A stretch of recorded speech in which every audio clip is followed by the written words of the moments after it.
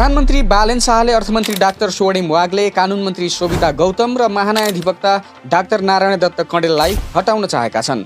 उनले यो कुरा सभापति रवि लामिछानेसँग गरेका छन्, तर सभापति रविले अस्वीकार गरेका छन्। अर्थमन्त्री वाग्ले, कानुन मन्त्री गौतम र महान्यायाधिवक्ता कँडेल रवि निकट हुन्। यही असार 28मा रवि निवास बुढा नीलकण्ठ पुगेर प्रधानमन्त्री बालेनले तीनैजनालाई हटाउनु पर्ने प्रस्ताव गरेको स्रोतले जनायो। अर्थमन्त्री वाग्लेले 15 जेठमा बजेट ल्याउनु अघि BYD गाडी भित्राउनका लागि करको दर हेरफेर गरेको सूचना व्यापारीलाई चुहाएर सरकारको बदनामी गरेको, गलत मान्छेहरूलाई विभिन्न नियुक्ति दिएको र शेयर बजारमा सुधार पटक्कै नभएको भन्दै हटाउनु पर्ने तर्क गरेका थिए। यस्तै सरकारका अधिकांश निर्णय अदालतले उल्टाइदिएको र त्यसमा कानुन मन्त्रीका रूपमा शोभिता गौतम र महान्यायाधिवक्ता कँडेलको भूमिका कमजोर देखिएको भन्दै प्रधानमन्त्री बालेन असन्तुष्ट छन्।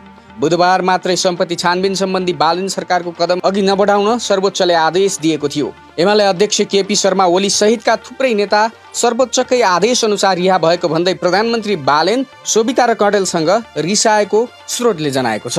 प्रधानमन्त्री बालेनको असन्तुष्टि सुनेपछि सभापति लामिछानेले पनि बालेनका प्रमुख स्वकीय सचिव कुमार बेन र राजनीतिक सल्लाहकार असीम शाहलाई हटाउन सुझाएका थिए। पछिल्ला दिनहरूमा रवि र बालेन बीच मनमुटाव हुन थालेको छ।